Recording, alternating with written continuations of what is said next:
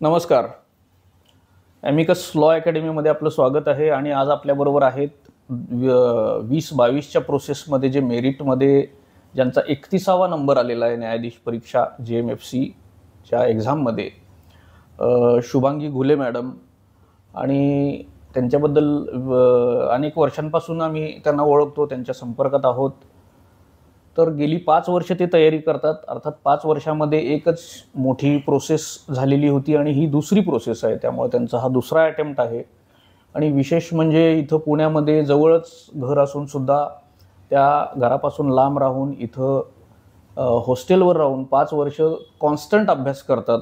त्यामुळे चिकाटी आणि ध्येयनिष्ठता हे त्यांच्याकडनं घेण्यासारखं आहे. त्यामुळे मुद्दाम मी त्यांना एक 10 मिनटं काय काय त्यांनी तयारी केली प्रीसाठी, मेन्ससाठी आणि अजून काही गोष्टी अशा लागतात जिथं की चुका होतात, ज्या चुका टाळायच्या आहेत, याचं गायडन्स देण्यासाठी येणाऱ्या ॲस्पिरंटसाठी त्यांना मुद्दाम बोलवलेलं आहे.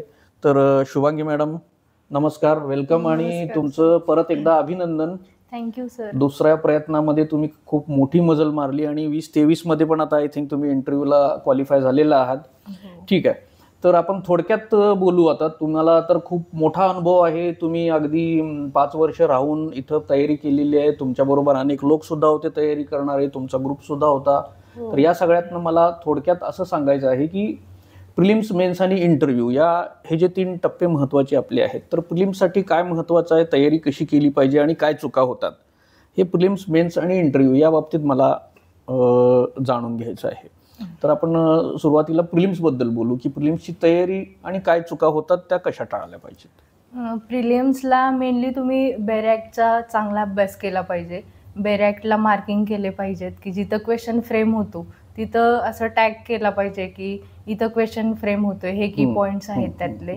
आणि ज्यावेळेस आपलं 3 रीडिंग तर चांगल्या झाल्या पहिल्या, त्याच्यानंतर जेवढ्या पण जास्त होतील त्या तर बेनिफिटेडच असतात. 3 झाल्यानंतर तुम्ही 1-2 क्वेश्चन पेपर सोडून पाहिजे की आपलं किती अभ्यास झालेला आहे तो त्याच्यावरनं लक्षात येतो.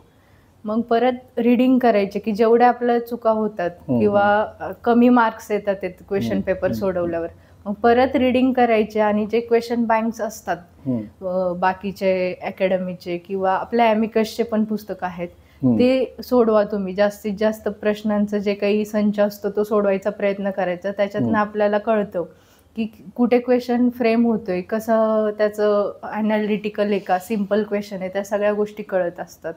बरं, म्हणजे बेरॅक्टवर फोकस करायचं प्रिलिम्ससाठी आणि बेरॅक्ट मधलं मार्किंग हे चांगलं आहे आणि मॅक्झिमम MCQ सोडवले सोडवायचे. बरं, ह्याच्यामध्ये प्रिलिम्समध्ये काय चुका होतात ज्याच्यामुळे प्रिलिम्स राहते आता बऱ्याच लोकांची? हो, बरोबर आहे की कधी कधी कन्सेप्टच क्लिअर नसतात मुलांच्या, त्याच्यामुळं प्रश्न त्यांना समजत नाही की कसा प्रश्न विचारलाय, ती एक गोष्ट असते.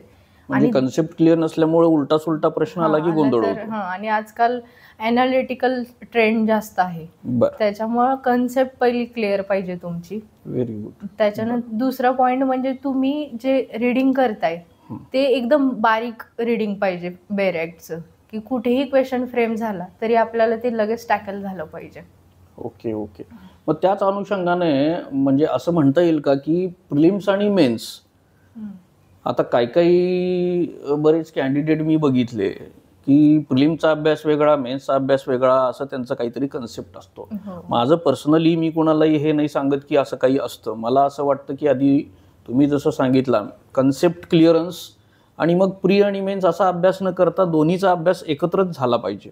आणि एनी हाऊ मेन्सच्या वेळी वेळ पण कमी मिळते. कमी असतं वेळ. तर त्याबद्दल काय म्हणणं आहे? मेन्स आणि प्री दोन्हीचा अभ्यास एकत्रच केला पाहिजे. ॲक्च्युली खरं तर पहिला मेन्सचाच अभ्यास केला पाहिजे, त्यातनं डीप नॉलेज आपल्याला मिळतं आणि प्रीचे क्वेश्चन पण सुटतात आपल्याला त्यातनं. त्याच्यामुळे दोन्हीचा अभ्यास एकत्र केला तर तो फायदेशीर होतो. मग मेन्सचा अभ्यास नेमका कसा करायचा याबद्दल काय सांगा?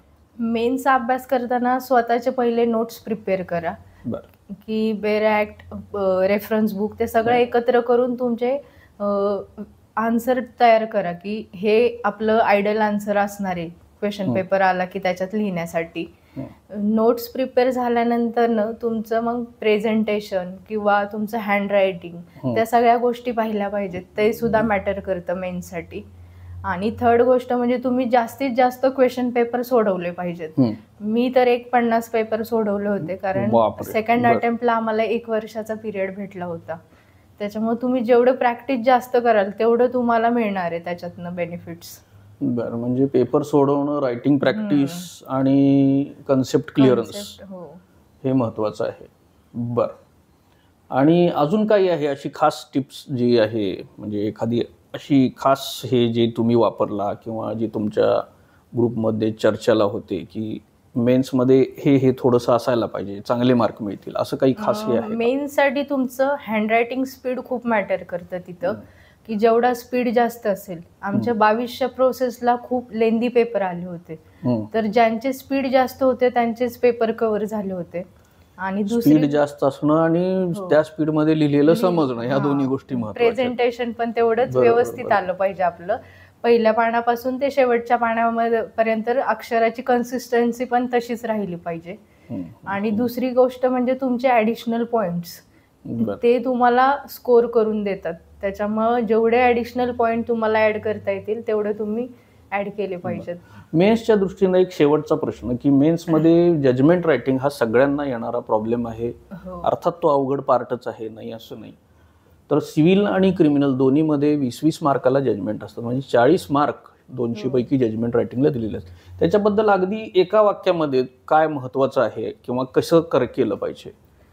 फॉर्मॅट तर सगळेच लिहितात, ते तर बेसिक असतं. ॲडिशनल तुमचं काय असणार आहे, तुमचे रिझनिंग्स आणि art of marshalling of evidence, त्या 2 गोष्टी इतक्या मॅटर करतात तिथं.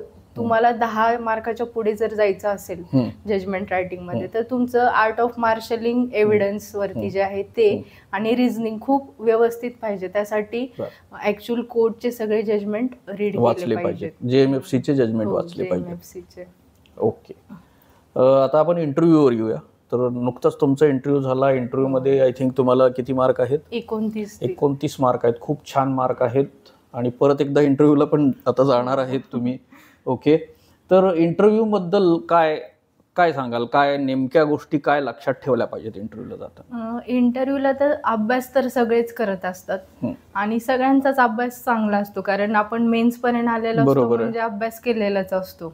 अशा काही गोष्टी असतात की त्या आपल्याला इंटरव्ह्यू क्वालिफाईड करून देतात. ते म्हणजे तुमची एक पर्सनॅलिटी असते, कॉन्फिडन्स लेवल, तुमचा अपीअरन्स कसा आहे, त्या सगळ्या गोष्टी पण त्यामध्ये मॅटर करतात. फक्त अभ्यासच मॅटर नाही करत.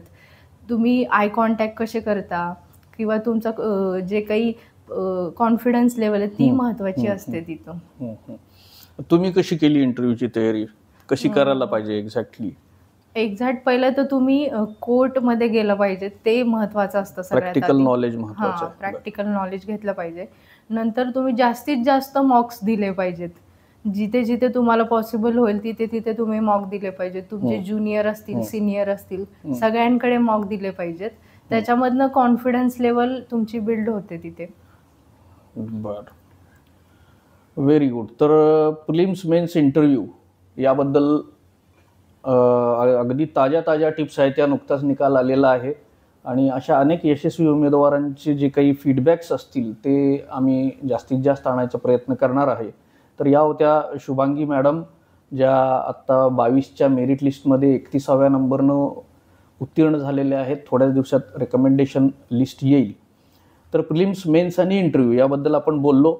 आणि शुभांगी मॅडम, तुम्ही वेळात वेळ काढून येऊन हे जे इंटरव्ह्यूला आता लगेच जाणार आहेत 23चे, त्यांच्यासाठी आणि नवीन प्रोसेसला जे सामोरे जाणार आहेत त्या सगळ्यांसाठी काही महत्त्वाच्या टिप्स दिलात, त्याबद्दल धन्यवाद.